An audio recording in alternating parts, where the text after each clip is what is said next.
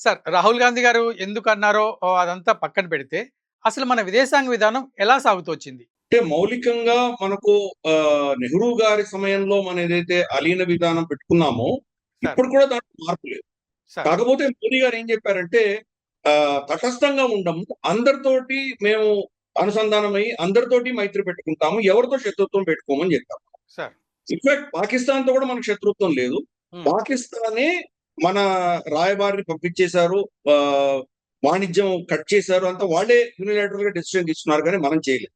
Sir. అలాగే మనకు వ్యతిరేకంగా యునైటెడ్ నేషన్స్ లో స్టేట్మెంట్స్ ఇస్తున్నటువంటి టర్కీ హ్మ్. వాళ్ళు చేశారు కానీ మనం ఏం చేయలేదు. సార్. టర్కీకి ఉపద్రవం వచ్చి అక్కడ భూకంపం వచ్చిన తర్వాత ఆదుకున్న దేశాల్లో మొట్టమొదటి దేశం మనదే. మనమే వెళ్లి వాళ్ళని ఆదుకున్నాం. సార్. కాబట్టి మనకు అఫీషియల్ గా శత్రువులు ఎవరు లేరు. హ్మ్. అందరితోటి కూడాను మనం ఒక విధమైనటువంటి సత్సంబంధాలు మెయింటైన్ చేసే ప్రయత్నం మనం చేస్తాం. సార్. నెహ్రూ గారు అంటే గనక అప్పుడున్నటువంటి పరిస్థితులలో ఒక అమెరికా కూటమి, ఒక సోవియట్ యూనియన్ కూటమి రెండిటికి భిన్నంగా ఉండాలి అన్నటువంటి ఆలోచన అప్పుడుంది.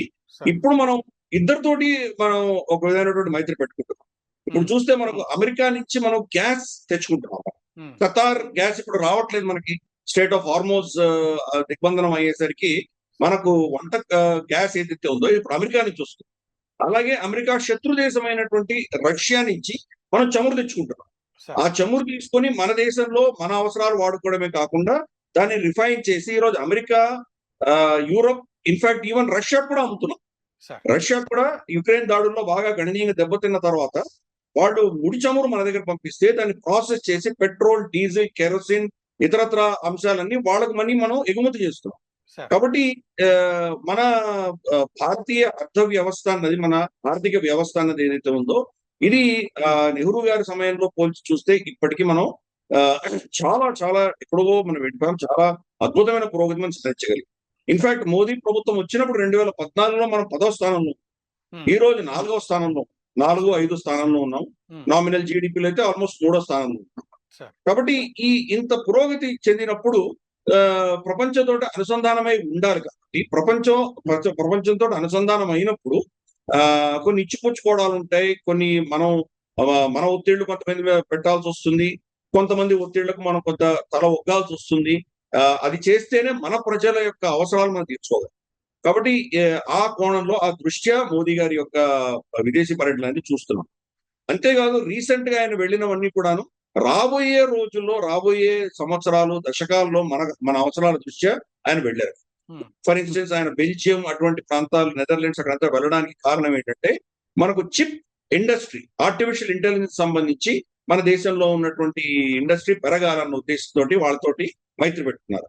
సార్. అందుకనే మనకు 15 ఆగస్ట్ ఆయన ఎర్రకోట నుంచి మాట్లాడినప్పుడు చాలా కోటి మంది పిల్లల్ని మేము ఆర్టిఫిషియల్ ఇంటెలిజెన్స్ లో ట్రైనింగ్ ఇస్తామని చెప్పి.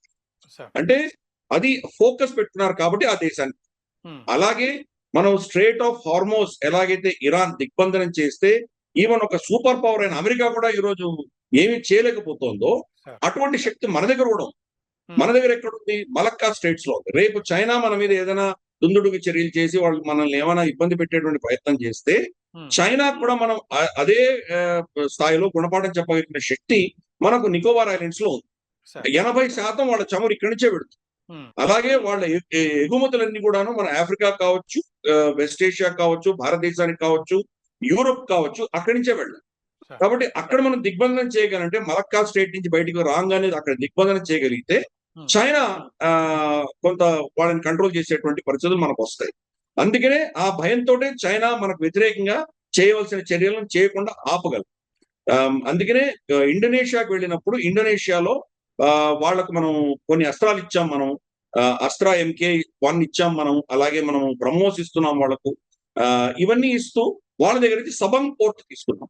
సార్. సబంగ్ పోర్ట్ తర్వాత మన నికోబార్ ఐలాండ్స్ లో ఉన్నటువంటి ఇందిరా పాయింట్. ఈ 2 ద్వారపాలకుల లాగా చైనా యొక్క షిప్పింగ్ మొత్తం ఆ రెండిటి మధ్యలోంచే పెడుతుంది.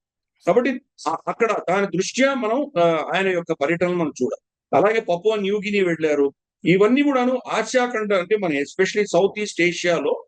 అమెరికా ప్రభావం తగ్గే కొద్దీ హ్మ్. చైనా ప్రభావం పెరగకుండా మనం అక్కడ ముందస్తుగానే వెళ్ళడం అనేది మోదీ గారు చేశారు. సార్. అలాగే మనం చూస్తే గనక జపాన్ తోటి ఈరోజు హ్మ్. జపాన్ కి గాని ప్రపంచమంతా కూడా అమెరికా మీద భరోసా పోతోంది. అమెరికా మీద నమ్మకం పోతుంది.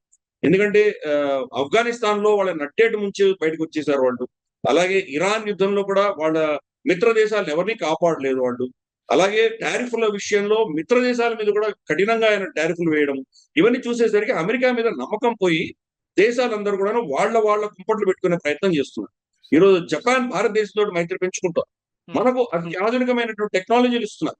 మన షిప్లలో ఉన్నటువంటి రెడార్స్, భిన్నమైనటువంటి కమ్యూనికేషన్ రెడార్స్, యాంటీనాస్ అన్ని తీసేసి ఇంటిగ్రేటెడ్ ఒకటే సిస్టమ్ పెట్టే దిశగా జపాన్ లో ఆ టెక్నాలజీ ఉంది. అది మనకి ఇవ్వడానికి వాళ్ళు సిద్ధపడ్డారు. అలాగే మనం వాళ్ళ శక్తిని, వాళ్ళ నేవీ, వాళ్ళ ఎయిర్ ఫోర్స్ ని వాళ్ళకు సాయం చేసే దిశగా మనం కూడా వాళ్ళకు సాయం చేయడానికి సిద్ధపడ్డాం. అలాగే ఆస్ట్రేలియా క్వాడ్ లో ఉన్నటువంటి 4 దేశాల్లో అమెరికా మినహాయిస్తే మిగతా దేశాలందరూ కూడా కోఆపరేట్ చేసుకుంటున్నాయి, యుద్ధ విన్యాసాలు చేసుకుంటున్నాయి. కాబట్టి మోదీ గారి పర్యటనలో ఆయన దౌత్యపరమైనటువంటి వ్యవహార శైలి అంతా కూడాను ఇప్పుడున్నటువంటి ముప్పులే కాదు, రాబోయే సంవత్సరాల్లో మన దేశానికి రాబోయే ముప్పులు లేదా మన దేశ అవసరాలకు సంబంధించిన అంశాలలోనే ఆయన పర్యటిస్తున్నారు. కీలకంగా ఏ దేశంలో వెళ్ళినా ఒక్క కామనాలిటీ మనం చూసేది ఏంటంటే మన రూపే కార్డు, యూపీఐ, ఈ రెండింటిని అక్కడ అన్ని ప్రాంతాల్లో ప్రవేశపెట్టారు. దాంతో ఈరోజు ఏమైందంటే క్వైట్ గా శబ్దం చేయకుండా మనం ప్రపంచవ్యాప్తంగా 100 పైచిలుకు దేశాల్లో ఈరోజు వీసా, మాస్టర్, వీళ్ళ Amex, city card, American products కి ప్రత్యామ్నాయం భారతదేశం ఈరోజు ఇవ్వగలుగుతోంది, తక్కువ ధరలో ఇవ్వగలుగుతాం. రేపు అమెరికా ఆ దేశాలని ఇబ్బంది పెడుతూ వాళ్ళ మీద ఆంక్షలు విధించి వాళ్ళని Swift system, American banking system నుంచి వాళ్ళని తీసేస్తే దానికి ప్రత్యామ్నాయం భారతదేశం సిద్ధంగా ఉంది. అఫ్ కోర్స్ చైనా కూడా ప్రొడక్ట్స్ చాలా ఉంది. చైనా గురించి అందరూ ప్రపంచంలో చర్చిస్తున్నారు, కానీ భారతదేశం కూడా అంతే సిద్ధంగా ఉన్నదన్న విషయం మనం అర్థం చేసుకోవాలి. అందుకని మోదీ గారి పర్యటనలు అన్ని కూడాను ఈ యొక్క అంశాన్ని మనం అంటే ఒక డీడాలరైజేషన్ కావచ్చు, రేపు డాలర్ కానీ ఇతరత్ర అంశాల్లో అమెరికా మన మీద ఏదైనా ఒత్తిడి తీసుకొచ్చి మనల్ని ఇబ్బంది పెట్టే పరిస్థితి వస్తే, అలాగే చైనా మనల్ని ఏమైనా ఇబ్బంది పెట్టే పరిస్థితి వస్తే తట్టుకోవడానికి కావాల్సినటువంటి కూటములు, తట్టుకోవడానికి కావాల్సిన సప్లై చైన్, లాజిస్టిక్స్, ఇవన్నీ కూడాను మోదీ గారు ఫోకస్ చేస్తున్నారు. అందుకని గతంలో నెహ్రూ గారి సిద్ధాంతంలో మౌలికంగా సిద్ధాంతం అలాగే ఉంది, మనం ఏ కూటమిలో లేము, కానీ అందరితోటి మైత్రి పెట్టుకోవడం అన్నది మోదీ గారు తీసుకొచ్చినటువంటి ఒక అద్భుతమైనటువంటి విషయం. సార్ ఇక్కడ ఒక 2 విషయాలు సార్. ఇప్పుడు యూపీఐ గురించి మీరు ఇప్పుడు ఎక్స్ప్లెయిన్ చేశారు కదా. సో వీసా, మాస్టర్ కార్డ్స్, తర్వాత ఎన్ఈఎఫ్టీ, వీటితో అంటే మనం వాళ్ళ యొక్క మాతృదేశంతో అవి లింక్ అయి ఉంటాయి. అలాగే ఇప్పుడు యూపీఐ కూడా అంటే సుమారుగా 100 దేశాల్లో ఉన్నట్టుగా మీరు అంటున్నారు. ఇవన్నీ కూడా ఎట్లా లింక్ అయి ఉంటాయి సార్ భారతదేశానికి? అంటే దాని ప్రాసెసింగ్ సెంటర్స్ కానీ, దాని డేటా సెంటర్స్ కానీ భారతదేశంలో ఉంటాయి. ఆ టెక్నాలజీ మనదే కాబట్టి ఒకవేళ వాళ్ళకి డేటా సెంటర్స్ వాళ్ళ దేశంలో పెట్టినా కానీ కూడా దాని బ్యాక్ బోన్, దాని టెక్నాలజీ అంతా మనదే. వాళ్ళకి దాంట్లో ఏం ఎన్హాన్స్మెంట్ కావాలన్నా, దాంట్లో మార్పులు చేయాలన్నా, దాంట్లో ఏమైనా చిన్న బగ్స్ వస్తే దాన్ని సరిదిద్దాలన్నా భారతదేశానికి రావాల్సింది. భారతదేశం మీదే ఆధారపడి ఉండాలి.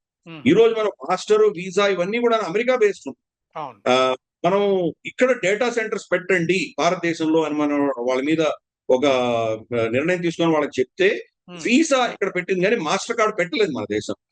మాస్టర్ కార్డ్ పెట్టకపోయేసరికి మనం మాస్టర్ కార్డ్ ఇక్కడ కార్డులు అమ్మకుండా మనం చేసాం.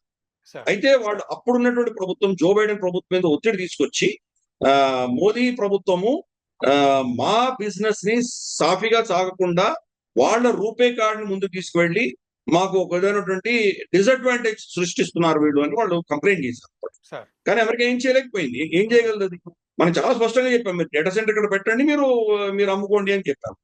పైపెచ్చి వాళ్ళు 1.65% వాళ్ళు చార్జ్ చేస్తారు ట్రాన్సాక్షన్. మనకు యూపీఐలో మనకు 0.5, 0.4 ఇలా తక్కువ ధర మనం చార్జ్ చేస్తాం. అదే బల్క్ వాల్యూమ్ ఉంటే ఈవెన్ 0.25 కూడా చార్జ్ చేస్తాం. కాబట్టి మనకు వ్యాపారవేత్తలకు, వినియోగదారులకు అందరికి కూడా తక్కువ ఖర్చుతోటి యూపీఐ ఉండగా వాళ్ళు మాస్టర్ కార్డ్, వీసాకి ఎందుకు పెడతారు వాళ్ళు? కాబట్టి వాళ్ళ బిజినెస్ తగ్గింది. కాబట్టి ఇది మనం చేస్తున్నటువంటి విషయం. అందుకని ఆ దృష్టిలో మనం చూసామంటే కనుక ఈ యొక్క అమెరికా గేమ్ ఏదైతే ఉందో మేము కంట్రోల్ చేస్తాము, మాకు కావాల్సినప్పుడు స్విచ్ ఆన్ చేస్తాము, స్విచ్ ఆఫ్ చేస్తాము. రష్యాని ఎలాగైతే వాళ్ళు డాలర్ నుంచి ఒక్కరోజు స్విచ్ ఆఫ్ చేసి పడేశారో అటువంటి పరిస్థితులు మన దేశం మీద ఎప్పుడూ రాకుండా మనం ఇవి పెట్టుకున్నాం. అలాగే మిగతా దేశాలకు కూడా మనం ఎంత ఇవ్వాలో అంత ఇస్తున్నాము. వాళ్ళకి డేటా సెంటర్స్ కావాలంటే ఇస్తున్నాము. శక్తి లేని దగ్గర డేటా సెంటర్స్ మన దగ్గరే ఉంటున్నాయి. చిన్న చిన్న దేశాలకు డేటా సెంటర్స్ పెట్టుకోలేకపోవచ్చు. పెద్ద పెద్ద దేశాలకు కావాల్సి వస్తుంది. చైనా లాంటి దేశం బహుశా డేటా సెంటర్ అక్కడ పెట్టమని అడగచ్చు. సార్. కాబట్టి మనం చాలా అందరినీ కలుపుకొని వెళ్లే దిశగా యూపీఐని మనం ప్రపంచవ్యాప్తంగా తీసుకెడుతున్నాం. ఎవరి మీద దౌర్జన్యంతోటో, బెదిరించో లేదా మన ఆధిపత్యాన్ని వాళ్ళు చూపించడానికి మనం చేయట్లేదు.